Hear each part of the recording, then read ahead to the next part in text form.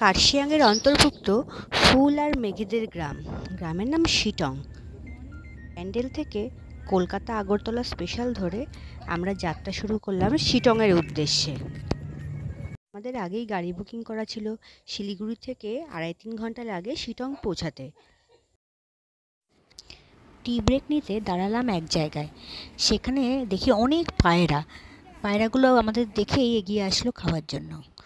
আবার আরেক জায়গায় দাঁড়ালাম আমরা টিফিন করতে, সেখানে মোমো খেলাম, পাহাড়ে তো মোমো মাস্ট। এটা তিস্তা নদীর সামনে আমরা একটু দাঁড়ালাম ছবি তোলার জন্য। এরপর আবার জার্নি শুরু। এবার চড়াই উতরাই পথ বেয়ে আঁকা বাঁকা পাহাড়ি পথে আমরা চললাম শিটংয়ের দিকে। এই পথ এতটাই খাড়াই যে মাথা ঘোরাচ্ছিল, এমনকি কানও বন্ধ হয়ে যাচ্ছিল মাঝে মাঝে। শিটং কার্শিয়াংয়ের অন্তর্ভুক্ত।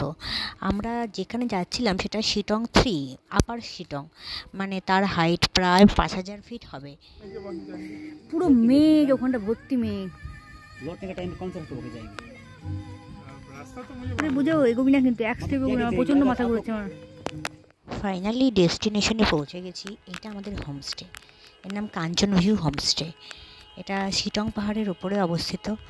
এর ওপর থেকে ভিউটা এত সুন্দর লাগছিল, বিশেষ করে নিচ থেকে যখন গাড়িটা আসছে দেখতে এত ভালো লাগছে। পাহাড়ি ঢাল বেয়ে গাড়িটা যখন উঠছে, দারুণ। এটা আমাদের পাশের হোমস্টে।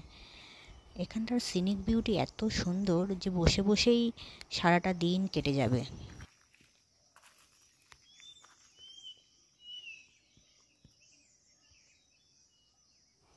হঠাৎ করে চারদিকে মেঘ করে আসলো, এক ঝাঁক মেঘ এসে আকাশটা অন্ধকার করে ঢেকে দিল।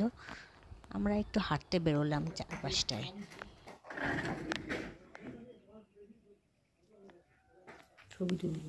দুপুরে ফিরে এসে লাঞ্চ করেছিলাম ডিমের ঝোল, ভাত, সবজি, ডাল এইসব দিয়ে। মেঘ কাটতেই দেখি বিকাল হয়ে গেছে, সূর্যাস্তের পালা।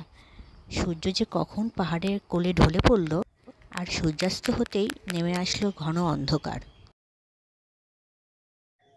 পরদিন সকালে মর্নিং ওয়াকে বেরিয়ে চলে আসলাম ওয়াকিং ক্লাউডে। ওয়াকিং ক্লাউডের ডিস্টেন্স খুব একটা বেশি নয়, সেদিন আমাদের ওয়াকিং ক্লাউডে বুকিং ছিল।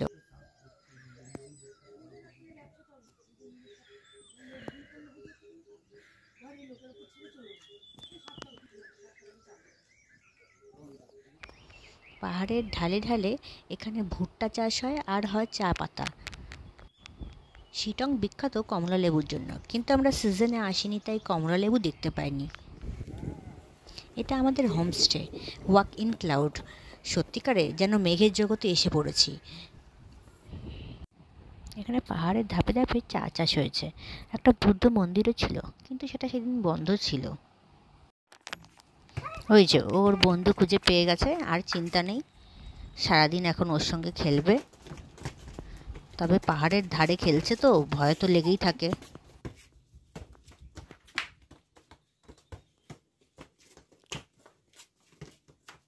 ওই যে পিছনে ব্যাক সাইডে সাবধান কিন্তু খুব।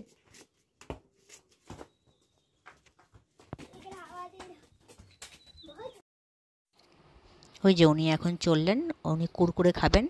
উনি এখন দোকানে কুরকুরে আনতে যাচ্ছেন একা একা। পাহাড়ে এসে ওর সাহসটা বড্ড বেশি বেড়েছে। এখানের পাহাড়ি কুকুরগুলো আপনাকে পথ চিনিয়ে নিয়ে যাবে। এরা কিন্তু কামড়ায়ও না, আবার এরা কোনো রকম ক্ষতিও করে না। ওরা চা বাগান থেকে ফিরছে, আর আমরা চা বাগানের মধ্যে দিয়ে চললাম পাঁচপুকুরির দিকে।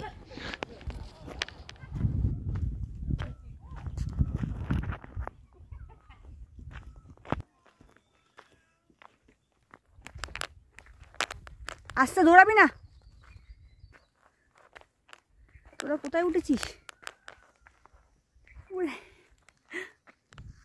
এই জায়গাটার নাম নামথিং লেক, কিন্তু লেক এখন আর নেই। লেকের জল শুকিয়ে গেছে, শুধু লেকের চারপাশে আছে পাইনের ঘন জঙ্গল।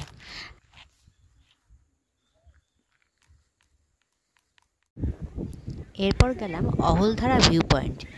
এখানে তো দাঁড়াতেই পাচ্ছিলাম না, এত প্রবল হাওয়া দিচ্ছিল, ছবি আর তুলবো কি।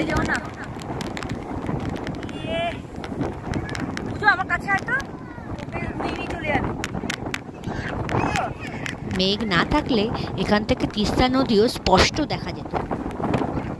ফেরার সময় কিছু গ্রুপ ফটো তুলে নিলাম, সাথে রইল কিছু জানা অজানা পাহাড়ি ফুলের ছবি।